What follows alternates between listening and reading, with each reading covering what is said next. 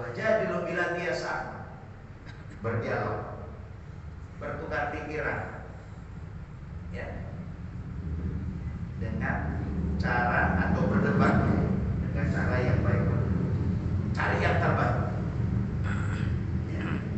Satu hal yang harus diingat, kalau terjadi hal yang demikian, apa itu jadilin sama dengan musakarah, ya, saling tukar pikiran, bukan dicari kemenangan, bukan pendapat siapa yang harus dimenangkan, tapi satu hal yang harus diingat, mana pendapat yang terbaik, itu yang diikuti. Artinya jangan malu untuk mengakui bahwa pendapat kita itu lemah, pendapat kita itu di bawah.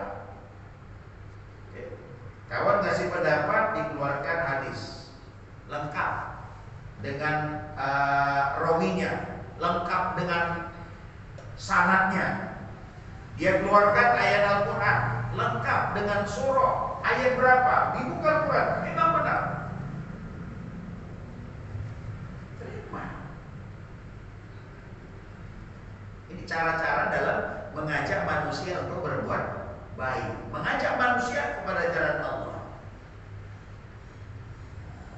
Sebenarnya Bapak dan Ibu jamaah sekalian yang dimuliakan Allah, pentingnya kita satu dengan yang lainnya saling mengingatkan. Makanya kata Rasul, ad-dinu nasihat, agama itu adalah nasihat. Artinya apa? Kalau sudah bicara tentang nasihat, itu berarti bicara tentang agama, ya. Kalau sudah bicara tentang nasihat, itu berarti bicara tentang kebaikan. Bersyukur Bapak dan Ibu kalau ada orang yang mau mengingatkan kita. Bersyukur kita kepada Allah ketika orang lain mau menegur kita, memberikan saran, memberikan masukan. Bersyukur kepada Allah. Itu artinya kita dianggap oleh rekan kita tadi itu sesuatu hal yang harus diberikan masukan. Karena kita bukan malaikat yang selalu benar. Kita bukan Rasul yang selalu dibimbing oleh wahyu.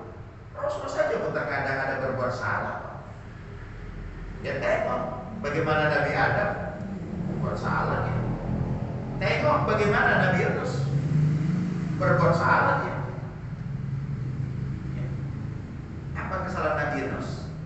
Belum ada perintah dari Allah meninggalkan umatnya, dia sudah tinggalkan. Itu kesalahan Nabi Yunus. Sehingga pada akhirnya dia harus rela selama 40 hari berada di dalam perut ikan. Apa zikir Nabi Yunus?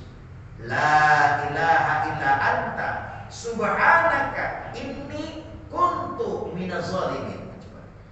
Sesungguhnya aku adalah dari golongan orang-orang yang berbuat zalim. Dia sadar, Nabi Yunus itu sadar bahwa dia sudah berbuat salah. Kita siapa? Bukan malaikat, bukan rasul, bukan nabi, yang tentunya sangat-sangat berpeluang untuk berbuat salah. Maka berterima kasihlah kepada kawan kita, kepada orang lain ketika memberikan masukan kepada kita. Bersyukur kita. Ya. Saya di masjid, ada itu masjid Jalan Gorila, 2 kali saya didatangi. Sama Pak Ustaz, monggo, apakah bacaan Ustaz begini. Saya buka. Terima kasih. Kalau Bapak nggak ingatkan saya, mungkin saya seterusnya akan berbuat mengatakan ayat itu salah. Yang kafirin saya baca kafirun, itu salah. Ada yang lain lagi di Masjid Al-Mukhlisin di Pati. Artinya diajak duduk sama Ustaz begini. Saya salah. Terima kasih. Bukan karena gara-gara saya seperti lantas ada berbuat salah. Karena kita bukan malaikat Bapak dan Ibu, kita bukan Rasul. Yang dalam bahasa Rasul apa? Al-khata wan nisyan sifatane lil insan. Salah dan lupa dua sifat bagi manusia. Kita manusia biasa. Jadi karena itu makanya berterima kasihlah ketika ada orang yang peduli dengan kita, bersyukur kepada Allah sudah menggerakkan orang tadi untuk mengingatkan kita. Jangan pula bersyukur kepada Allah, karena Allah itu yang menggerakkan dia sehingga dia ngomong sama kita. Cuma dalam hal ini satu hal yang harus kita ingat Bapak dan Ibu, ketika kita menginginkan kebaikan kepada seseorang secara khusus, jangan di depan umum. Adalah pula etikanya, kan adalah pula adabnya. Jangan di depan umum. Ya, karena kalau di depan umum itu nanti kesannya akan mempermalukan dia. Jalannya bagaimana? Ya udah sambil duduk macam cerita biasa baru sampaikan. Baik, teman sekalian dimuliakan Allah. Ketika Rasul mengatakan ad-dinu nasihat, agama itu adalah nasihat. Kulna, kami kata liman. Kami di sini para sahabat. Liman, untuk siapa nasihat itu? Qala, Rasul kemudian melanjutkan hadisnya. Lillah, wali kitabihi, wali rasulihi, wali a'immatil muslimin, wa amatihim. Pertama, nasihat itu lillah, untuk Allah. Kita mungkin bingung, Pak. Maka mungkin Allah kita nasihati. Mungkin kalau orang-orang yang membaca pemahaman sederhana itu, nasihat itu kata Rasul pertama lillah, untuk Allah. Gak mungkin kita menasihatin Allah. Jadi kalau begitu bagaimana pemahamannya? Artinya ketika nasihat itu kata Rasulullah untuk Allah, artinya kita meyakini, kita mengimani Allah sebagai Tuhan. Ya. Yang tentunya ketika kita meyakini bahwa Allah itu sebagai Tuhan, maka juga kita harus mentauhidkannya, mengesahkannya. Esahkan Allah. Allah paling benci kalau dia diduakan. Karena itu esahkan Allah, jangan berbuat syirik. Perintahnya kerjakan, larangannya tinggalkan.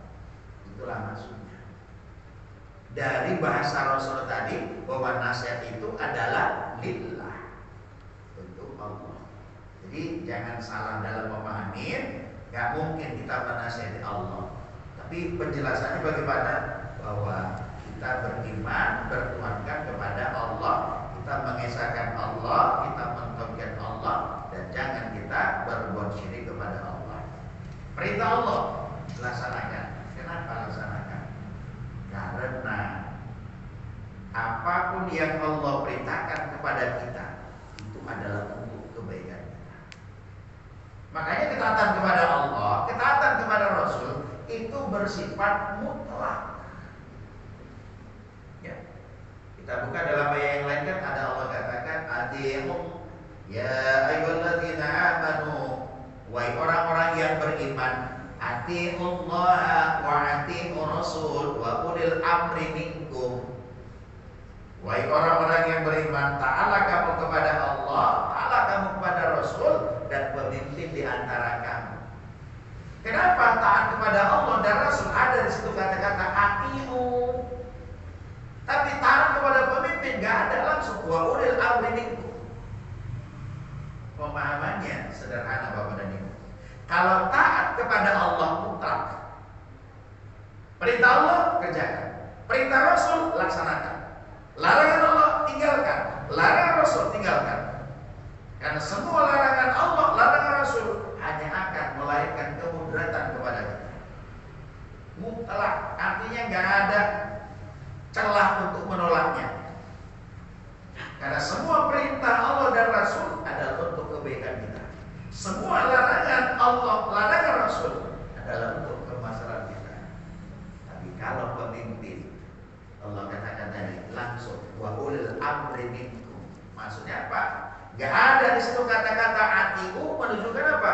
Ketaatan kepada pemimpin itu sifatnya adalah relatif. Ya. Bahasanya apa? Tengok apa perintah pemimpin. Presidenkah, gubernurkah, bupati, wali kotakah, camatkah, lurahkah, kepringkah, atau dalam lingkup yang paling kecil, suami bagi ibu.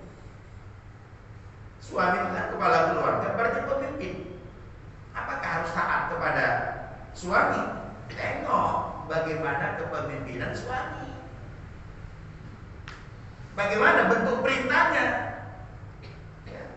Kalau perintahnya itu bertentangan dengan hukum Allah, Rasul sudah menggarisbawahi la ta'ata li makhluk fi maksiatil khaliq. Jangan kamu taat kepada makhluk kalau dalam bentuk berbuat maksiat kepada Allah. Memang yang ngurus suami, cuma perintahnya itu bertentangan dengan hukum Allah. Pulang kerja, suruhnya istrinya, dek sana beli 3 botol. Maksudnya Coca-Cola, bukan yang lain. Ya beli, gak ada masalah. Tapi kalau yang disuruh 3 botol yang tadi itu, yang bismillah, yang berendila, yang kapur, segala macam yang mau kan, la ta'ata li makhluk. Gak ada ketaatan kepada makhluk, gak mau. Ya kok perintah melanggar perintah suami kan? Tidak ada ketaatan kepada suami, kepada siapapun, kalau untuk berbuat maksiat kepada Allah. Baik, yang sekalian yang dimuliakan Allah Subhanahu wa ta'ala. Kemudian yang kedua, kata Rasul, nasihat itu untuk siapa? Wali kitabihi. Ya, kitab-kitabnya. Nyanya siapa? Allah. Mungkin kita bingung gimana pula nasihat itu untuk kitab-kitab Allah. Pemahamannya di sini adalah bagaimana kita mentadabburi terhadap kitab suci Allah.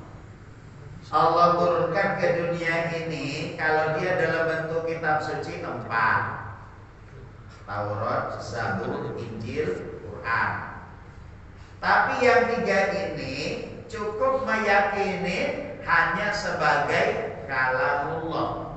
Gak ada kewajiban untuk mengamalkannya. Misal seandainya ditemukanlah saat sekarang ini kitab Zabur yang asli, apakah kita wajib mengamalkannya? Ada kitab Injil yang asli, apakah kita wajib mengamalkannya? Tidak.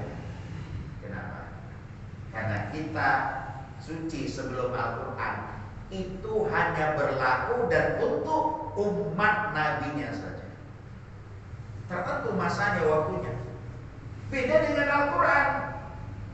Kalau Al-Quran dia turun kepada baginda Rasul linnas, untuk seluruh umat manusia. Tidak hanya untuk golongan tertentu, tidak hanya untuk kelompok tertentu, tapi untuk seluruh manusia. Karena itu makanya Bapak dan Ibu, nanti Nabi Isa ketika dia turun ke dunia menjelang dunia kiamat, dia bukan membawa syariatnya, tapi dia membawa syariat baginda Nabi Muhammad sallallahu alaihi wasallam. Dia luruskan kembali syariat baginda Rasul. Dia pertegas kembali bagaimana syariat baginda Rasul.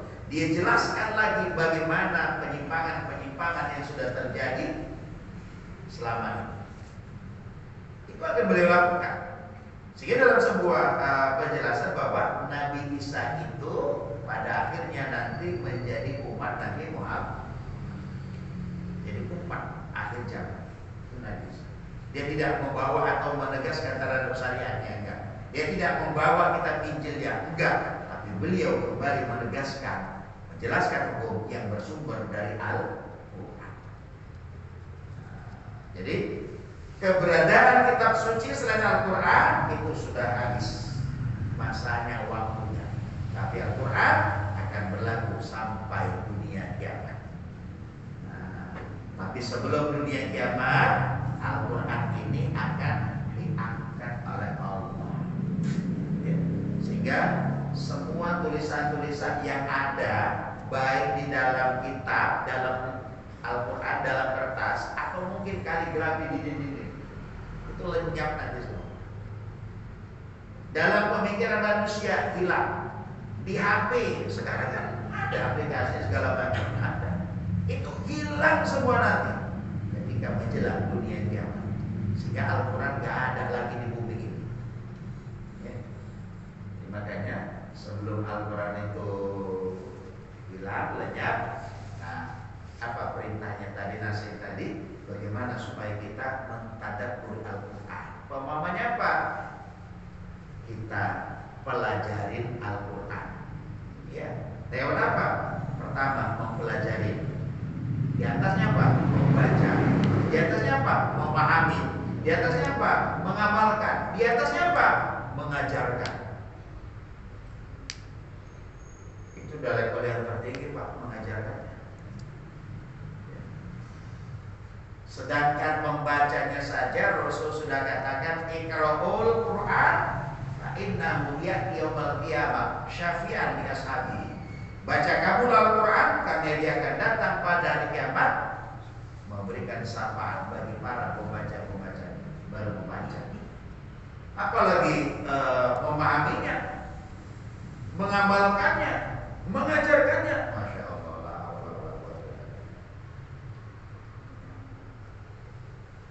Oke, dua. Yang ketiga, kata Rasul, telah wali kitabihi wali rasulihi. Nasihat itu bagi Rasul. Maksudnya bukan kita nasihat Rasul, tidak. Walaupun semasa Rasul hidup juga banyak beliau menerima masukan-masukan dari para sahabat. Contohnya mana? Misal Umar, beberapa hari setelah beliau masuk Islam, maka beliau jumpai Rasul. Setelah ucap salam, Rasul menjawab, maka Umar berkata, ya Rasulullah, ada Umar, bukankah engkau diutus di atas kalimat yang benar? Benar. Bukankah engkau diutus di atas agama yang benar? Benar. Kalau begitu Rasul, kenapa harus berdakwah secara sembunyi-sembunyi? Silakan berdakwah secara terang-terangan Rasul. Aku orang pertama berada di belakang.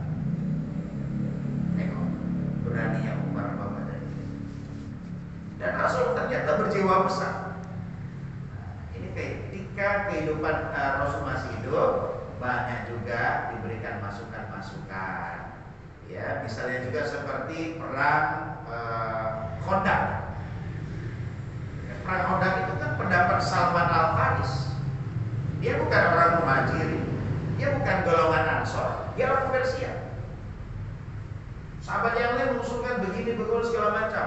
Salman mengusulkan, ya Rasul, bagaimana kalau sekiranya semua jalan yang masuk ke kota Madinah kita gali parit? Jika begitu mereka mau masuk parit. Dan pendapat inilah yang kemudian diketok palu oleh Rasul sebagai bentuk peperangannya. Maka disebut dengan perang Khandaq. Perang Khandaq itu sebenarnya Bapak dan Ibu enggak terjadi. Kenapa tidak terjadi? Karena ketika orang kafir Quraisy mau menyerang kota Madinah, ternyata sudah ada parit yang membenteng. Akhirnya mereka sepakat, udahlah kalau begitu besok kita serang. Sore ini kita dirikan tenda, kita istirahat dulu sini. Mereka istirahat. Begitu sudah istirahat, mereka pun siap dalam kondisi santai. Datang badai, padang pasir, datang hujan, datang petir menyambar. Akhirnya tenda-tenda berterbangan, petir menyambar. Mereka pun lari patah-panting, tak tentu lagi arah dan nilainya. Tak terjadi peperangan sebenarnya, tapi itulah strategi yang dilakukan oleh Rasul atas pendapat Salman Al-Faris, orang Persia. Jadi artinya apa? Ketika Rasul masih hidup dapat masukan dari para sahabat.